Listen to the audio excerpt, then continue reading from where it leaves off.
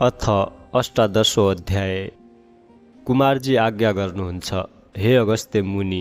त्यसपछि महादेवले विष्णुलाई बिदा दिई जालन्धरसित युद्ध गर्न लाग्नुभयो। महादेव र जालन्धरको भयङ्कर सङ्ग्राम भयो। वृन्दाको पतिव्रता धर्म विष्णुले हरण गरिसकेका हुनाले जालन्धर शक्ति क्षीण भई महादेवसित युद्ध गर्न नसकी आकाशमा गएर माया युद्ध गर्न लाग्यो।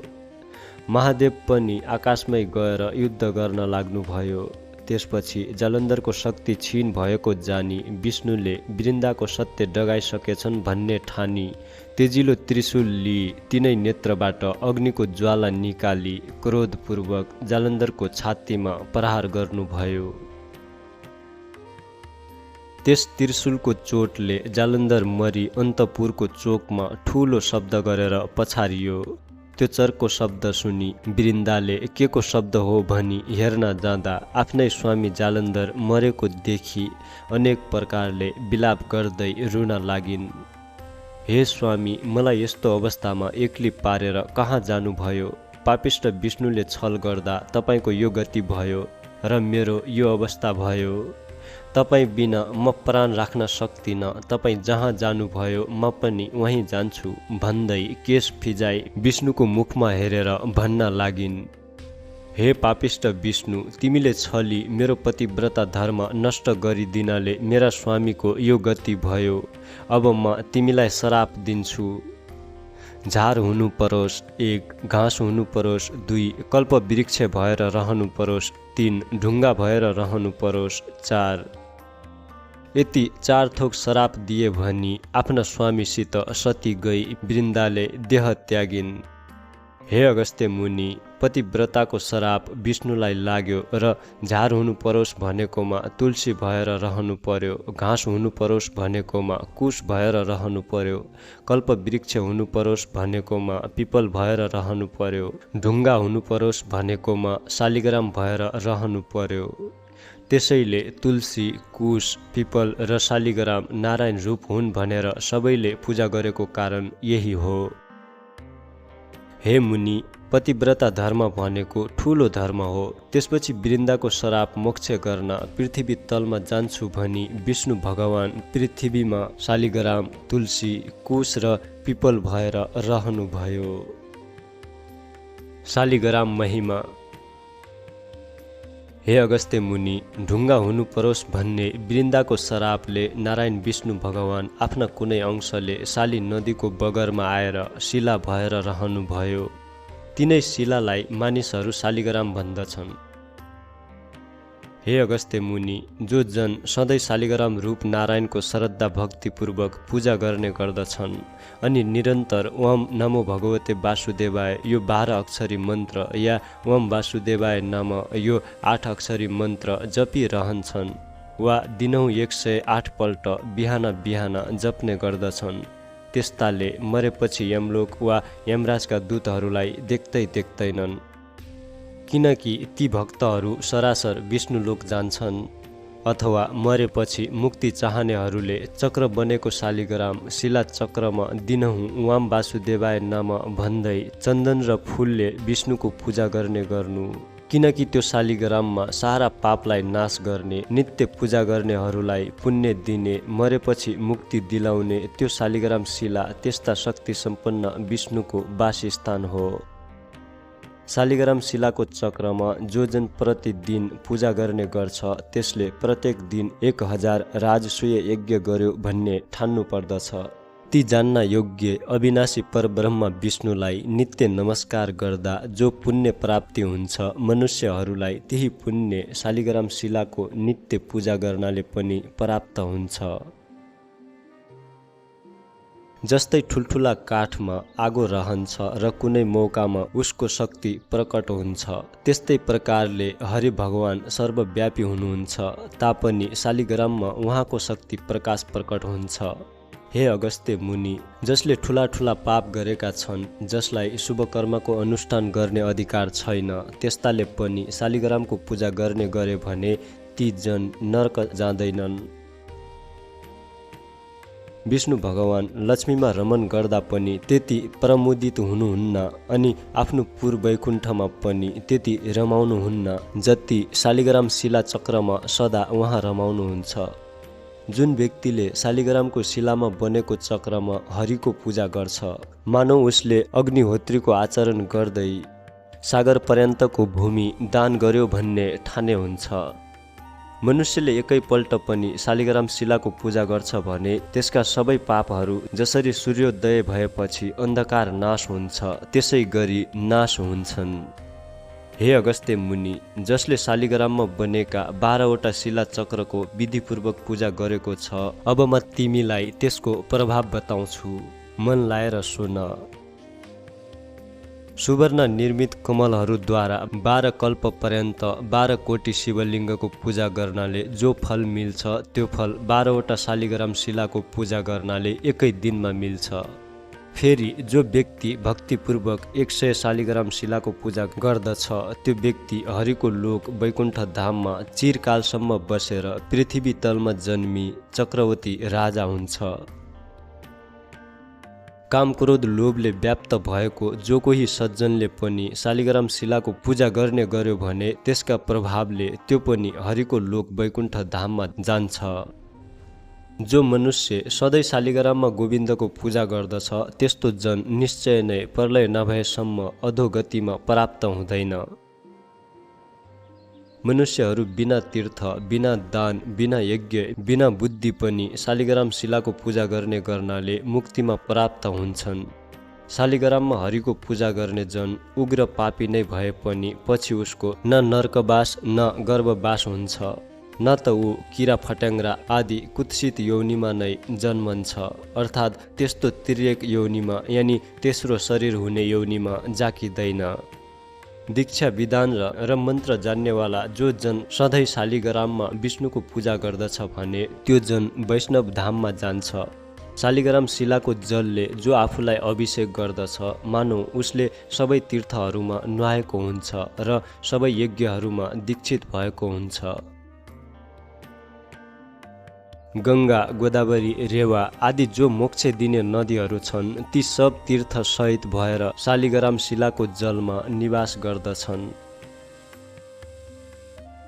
तसर्थ नाना प्रकारका नैवेद्यहरूले, फूलहरूले, दीपहरूले, चन्दनहरूले र स्तोत्र पाठ, बाजा गाजा, गीत आदिहरूले शालिग्राम शिलाको पूजा गर्नुपर्दछ। कलियुगमा जो मनुष्य भक्तिपूर्वक शालिग्राम शिलाको उक्त विधानले पूजा गर्दछ त्यो मनुष्य हजारौं करोड वर्षसम्म हरिको निकटमा रमाउँदै रहन्छ। आफूले दर्शन गरिएका, पूजा गरिएका, स्तुति गरिएका करोडौं शिवलिङ्गहरूले जो फल मिल्छ त्यो फल एउटै पनि शालिग्राम शिलामा गरिएको दर्शन, पूजन, स्तवनले प्राप्त हुन्छ। जो मनुष्यहरू शालिग्राम शिलाबाट उद्भव विष्णु लिङ्गमा एकपल्ट पनि पूजा गर्दछन् ती जन अध्यात्म ज्ञान रहित भएका भए पनि मुक्ति प्राप्त गर्दछन्। शालिग्राम शिला रूपी केशव भगवान जहाँ रहनुहुन्छ त्यही यक्ष, देवता, सिद्ध र 14 भुवन रहन्छन्। जो मनुष्य शालिग्राम शिलाको अगाडि रहेर पितृहरूको श्राद्ध गर्दछ त्यसका पितृहरू तृप्त भएर 100 कल्पसम्म स्वर्गमा निवास गर्दछन्। जो मनुष्य नित्य प्रति शालिग्राम शिलाको जल पिउँछन् त्यस्ताले हजारौं पल्ट पञ्चगव्य आचमन गर्नाले के प्रयोजन, अर्थात् केही प्रयोजन छैन। जुन ठाउँमा शालिग्राम शिला रहन्छ त्यहाँबाट चारैतिर 3 योजन अर्थात् 12 कोससम्म त्यो स्थान तीर्थ समान मानिन्छ। त्यहाँ गरिएको दान, होम सबै करोड गुणा अधिक फलदायक हुन्छ। शालिग्राम शिलाको जल एवं गोमती चक्रको जल यी दुवै जल मिलाएर जो मनुष्य रोजै पिउँछ र शिरमा, शरीरमा छर्कन्छ ता त्यसको शरीर नै चक्रले चिन्हित भएको जस्तै हुन्छ। यसमा कुनै संशय छैन। जो चक्र संसारमा गुप्त रहन्छ त्यो चक्र यमलोकका धर्मराजलाई छोडेर अरू कसैले पनि देख्दैन। हरिभक्तहरूको चरणोदकको सेचनले यमराज भयभीत हुन्छन्। यसै कारण वैष्णवहरूको उत्तम घरमा जान आफ्ना दूतहरूलाई निषेध गरेका छन्। जो कोही नदीहरू सोझै समुद्रमा मिल्नेवाला छैनन्, माघ मासमा तिनमा स्नान गर्नाले त्रिरात्र व्रतको फल मिल्छ। सोझै समुद्रमै मिसिने नदीहरूमा स्नान गर्नाले एक पक्ष व्रतको फल मिल्छ। समुद्रमै स्नान गर्नाले 1 महिने व्रतको फल मिल्छ। गोदावरीमा स्नान गर्नाले 6 महिना व्रत गरेको फल मिल्छ। गङ्गामा स्नान गर्नाले 1 वर्ष व्रत गरेको फल मिल्छ। तर शालिग्राम शिला रूपी भगवानको चरणोदकले स्नान गर्नाले 12 वर्ष व्रत बसेको फल मिल्छ। यदि माघ महिनामा स्नानका लागि शालिग्रामको पवित्र जल मिल्यो भने करोडौं तीर्थको सेवाले केही प्रयोजन छैन। जो मनुष्य आमाका दूधका साथैमा मिलाएर शालिग्राम शिलाको जल 1 थोपो मात्रै पनि पिउँछ भने त्यो मनुष्य मोक्ष हुन्छ। शालिग्राम शिलाको नजिकको 1 कोष वरिपरिको भूमिमा किरो पनि मर्यो भने त्यो पक्कै वैकुण्ठ लोकमा जान्छ। जो मनुष्य शालिग्राम शिलाको उत्तम चक्र दान गर्छ उसले पर्वत औ जङ्गल सहितको भूमण्डलको दान गरेको फल पाउँछ। जो जन शालिग्राम शिलाको मोल लाउँछ, बेच्छ अथवा बेच्ने राय दिन्छ अथवा जो मनुष्य उसको जाँचबुझ गर्छ ती सबै नै मरेपछि प्रलय पर्यन्त नरकमा जाकिन्छन्। यसकारण शालिग्राम शिलाको किनबेच गर्नु हुँदैन। पापसँग डराउने मान्छेहरूले सधैँभरि सारा पाप नाश गर्ने वासुदेव भगवानको स्मरण गर्नुपर्छ। इन्द्रिय दमनपूर्वक घोर जङ्गलमा तपस्या गर्नाले मनुष्य जुन फल पाउँछ त्यो फल गरुड ध्वज विष्णुको स्मरण गर्नाले नै पाउँछ।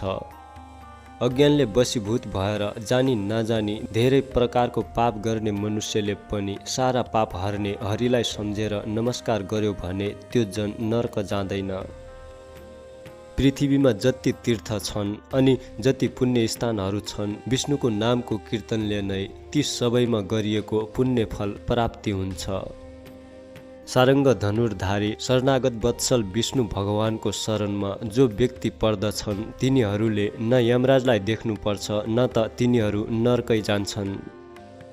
नारी जातिहरू त धोका दिई झुक्क्याई परनारीको सतीत्व डगाउने विष्णुको त्यो भडुवा अंश नै शालिग्राम भएको हो। तसर्थ नारी जाति मात्रको अपमान गर्ने त्यो अंश हो भन्ने ठानी शालिग्राम शिलालाई छुँदैनन् र पूजा पनि गर्दैनन्। त्यस्ताले त केवल शालिग्राम धोएको वा शालिग्राम चोभेको जललाई नै उनै साक्षात निर्दोष अंशका त्रैलोक्यनाथ विष्णुको चरणोदक मानी ओम नमो वासुदेवाय भन्दै अचाएर शिरमा दिनहुँ छर्कने गरे पनि अथवा प्रत्येक एकादशीको व्रत बस्ने गरे पनि तथा 12 महिनामा आउने त्यस पूर्णिमाको र मलमासमा पर्ने मलमासकै पूर्णिमाको कथा सुन्ने गरे मात्रै पनि सधैँ शालिग्रामको पूजा गरेको पुण्य फल पाउँछन्। तुलसी महिमा। हे अगस्त्य मुनि, घाँस हुनु परोस् भन्ने सती वृन्दाको श्रापले आफ्ना एक अंशले तुलसी भएका तुलसीका पातहरूले जो मनुष्य हरिको पूजा गर्दछ त्यो मनुष्यलाई पानीमाथि पानीमै रहेको कमलको पातलाई पानीले नभिजाए झैँ कुनै पापले पनि छुन सक्दैन। 1 तोला सुन या 4 तोला चाँदी दान गर्नाले जो फल प्राप्त हुन्छ त्यो फल कुनै पनि एकादशीको दिन तुलसी पत्रले हरिको पूजा गर्दा प्राप्त हुन्छ। एकादशीका दिन तुलसी पत्रले पूजा गर्दा भगवान विष्णु जस्तो प्रसन्न हुनुहुन्छ त्यस्तो प्रसन्नता रत्नमणि, वैदुर्यमणि अनि मुगा आदिले पूजा गर्दा पनि प्रसन्न हुनुहुन्न। एकादशीको दिन जुन जनले तुलसीका मञ्जरीहरूले केशव भगवानको पूजा गर्दछ त्यसले जन्मदेखि गरेका पापका घुरान सबै बढार्दछ अनि जन्म जन्मान्तरका 10,000 वर्षदेखि गरी आएका आफ्ना सारा पापकन खाक गरिदिन्छ। सधैँ दर्शन गरिएकी, सधैँ स्पर्शन गरिएकी, सधैँ ध्यान गरिएकी, सधैँ कीर्तन गरिएकी, सधैँ स्तुति गरिएकी, स्वयं रोपिएकी, स्वयं सिंचिएकी, सधैँ पूजा गरिएकी र सधैँ ढोगिएकी तुलसी कल्याणकारी हुन्छन्। यी उक्त 9 प्रकारले जो जन प्रतिदिन तुलसीको भक्ति गर्दछन् त्यस्ता जन हजारौं करोड युगसम्म हरिको घर वैकुण्ठमा वास गर्दछन्। हे अगस्त्य मुनि, रोपिएकी तुलसीले जति जरा फैलाउँछिन् त्यति 1000 युगसम्म रोप्नेको पुण्य फैलाउँछिन् अर्थात् बढाउँदछिन्। हे अगस्त्य मुनि, जुन जनद्वारा रोपिएको तुलसी जबसम्म आफ्ना हाँगा बिगा शाखा प्रशाखाहरूले र उनका बिया पुष्प र पत्रले पृथ्वी तलमा बढिरहन्छन्, ती पुरुषका कुलमा जो जन्मिएका छन्, जो पछि जन्मिने छन् र जो बितिसके, ती सब जनको 2000 कल्प वर्षसम्म हरिको धाममा अर्थात् वैकुण्ठमा वास हुन्छ। हे अगस्त्य मुनि, झाङका झाङ तुलसीको झाडी रोप्नेले यमराजको दर्शन गर्नु पर्दैन, किनकि तुलसीको बुटो सबै पापलाई नाश गर्ने, चिताएको कल्याणकारी कुरो पुर्याउने, पुण्य दिने हुन्छ। जुन घरमा झाँगिएको तुलसीको मठ रहन्छ त्यो घर पुण्य तीर्थ समान हो। त्यहाँ यमराजका दूतहरू जाँदै जाँदैनन्।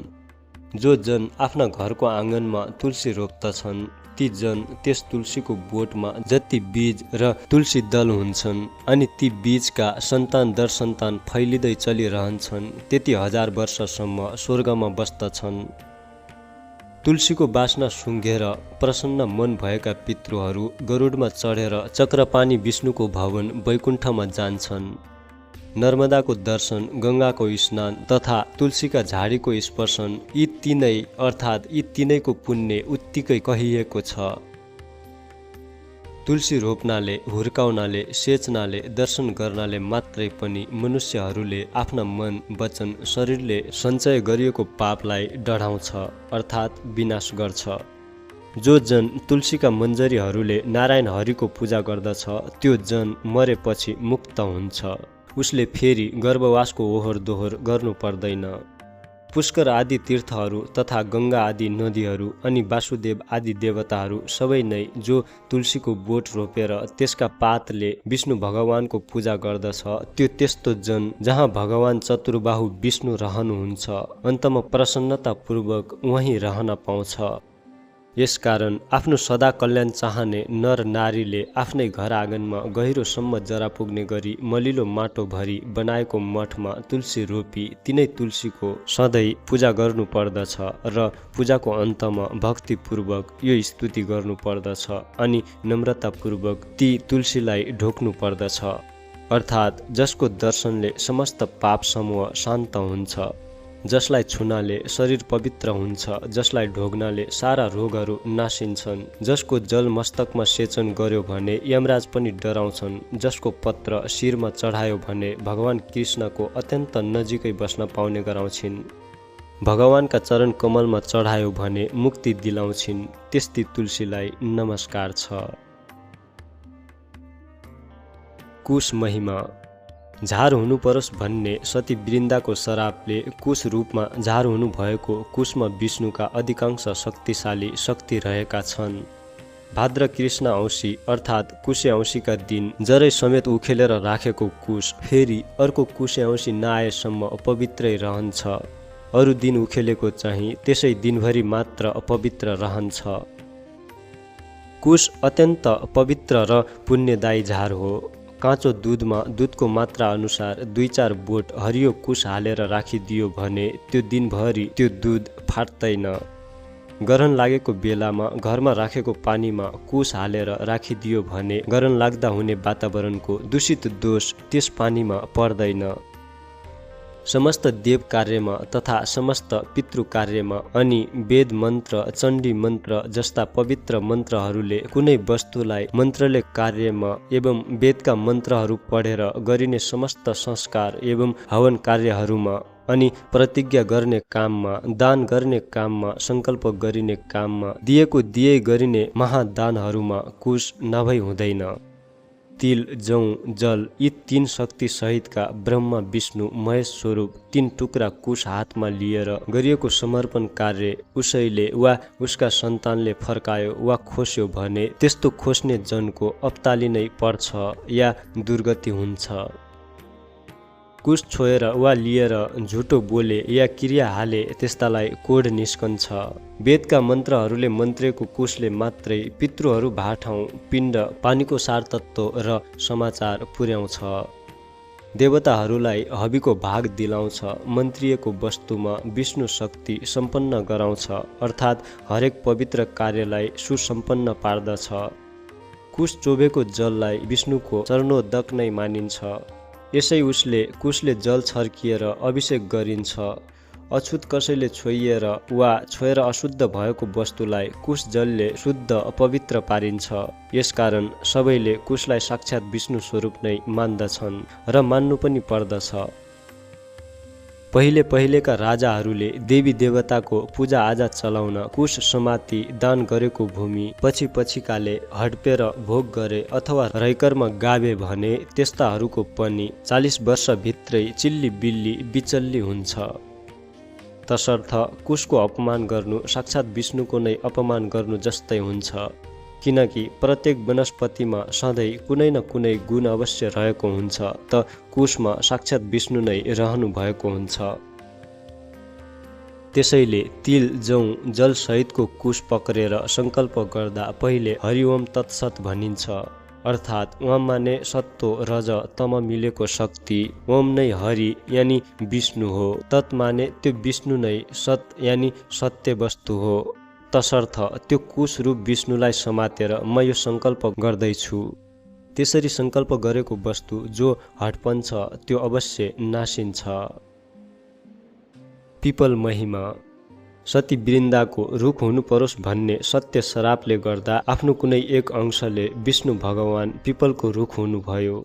तसर्थ पिपलको रुखलाई मान्छेहरू साक्षात् विष्णु रूप जस्तै ठानेर नर वा नारी सबैले पर्यन्तपूर्वक प्रत्येक शनिश्चर बार मात्र पूजा गर्ने गरून्। जीवनमा बार नसके पनि एकपल्ट त शनिबारको दिन पारेर यथाशक्ति गरी पिपलको प्रदक्षिणा 1 लाख अवश्य पुर्याउन्। पिपलको फल पाकेको महिनामा बन्ध्या नारीले यदि शनिबारको दिन पारी पिपलको रुख मनी विधिपूर्वक राधा दामोदरको यानि लक्ष्मी नारायणको पूजा गरून् र राधा दामोदरको स्वरूप मानेर ब्राह्मण दम्पतिलाई श्रद्धा भक्तिपूर्वक यथेष्ट भोजन गराई दक्षिणा दिइसकेपछि नबोलिकन एकदम मौनतापूर्वक आफू पनि भोजन गरून्। त्यसपछि आउने कुनै दिन पनि पर सरेको चौथो रात बितेको भोलिपल्टको दिनमा गाईको दुधमा पिपलका पाकेका फल 2 तोला जतिको खीर पकाएर त्यो दिन त्यो खीर मात्र खाउन् त एकदम बन्ध्या नारी पनि छोरै पाउने गरी सिधा अङ्ग प्रत्यङ्गका पति सम्भोगले गर्भिणी हुन्छ भने अरू छोरी मात्र पाउनेको त कुरै छैन। त्यस्तै प्रति शनिबार पिपलको पूजा गरेर फलामको दक्षिणा चढाउनाले 7.5 शनि दशा हुनेलाई शनिश्चरले पिर्दैन। अनि पिपलको पूजन दर्शन स्पर्शन प्रदक्षिणा यी सबै शनिश्चर बार मात्रै गर्नुपर्छ, किनकि पिपलको रुखमा मात्रै शनिश्चरले टिक्ने ठाउँ पाएकाले अरू बार गर्यो भने शनि रिसाउँछ र त्यो पूजन आदि गर्ने मनुष्य सदा महादरिद्र रहन्छ। किनकि पिपलको वृक्षमा शनिश्चरको पनि बास छ र अरू भूत प्रेत पिशाच राक्षस साकिनी डाकिनी आदिको बास पनि छ। तिनीहरूलाई त्यहाँ बस्नका लागि भगवान विष्णुले नै अभय दान दिनुभएको छ। त्यसैले पिपलको बोट नजिकैको घरमा पिशाचदेखि डराउने पितृहरू जाँदैनन्। प्राप्त मध्याह्न सायं आधा रातमा भूत प्रेत पिशाच नाच्ने हुनाले त्यो लाग्छ भनेर मानिसहरू पिपलको बोट भएको ठाउँमा त्यतिखेर जाँदैनन् र केटाकेटीलाई पनि जान दिँदैनन्, निगरानी राख्छन्। यसै कारण भूत प्रेत आदिको आश्रय स्थान भएको पिपलको रुख काट्नाले या उसको दाउरा बाल्नाले त्यो काट्ने वा बाल्ने व्यक्तिको अप्ताली नै पर्छ, किनकि पिपलको वृक्ष भूत प्रेत आदिको निवास स्थान हो र वृन्दाका श्रापले पिरिएका साक्षात् विष्णुको स्वरूप नै हो। हे अगस्त्य मुनि, त्यसरी वृन्दाको सत्य डगाउने काम सकी शिवजीसँग विदा भई विष्णु भगवान वैकुण्ठ धाम गएपछि शिवजी आफ्नो काम फत्ते पारी हर्षले साँढेमा चढी सकल देवता अघि पछि लगाई अनेक खुसीका बाजा बजाई अप्सराले नाची गन्धर्वले गाना गरी पुष्प वृष्टि गर्दै कैलाशमा प्रवेश गर्नुभयो अनि प्रथम गणसहित शिवशक्ति स्वरूपले रहनुभयो। त्यसपछि सबै देवताहरू महादेवसित बिदा मागेर आफ्ना आश्रममा गई आनन्दपूर्वक रहन लागे। हे अगस्त्य मुनि, अब पातालका कुरा कहन्छु, तिमी ध्यानपूर्वक सुन। पार्वतीको आज्ञाले अश्वत्थामा ऋषि सप्त पातालको मूल रसातलमा पुगे।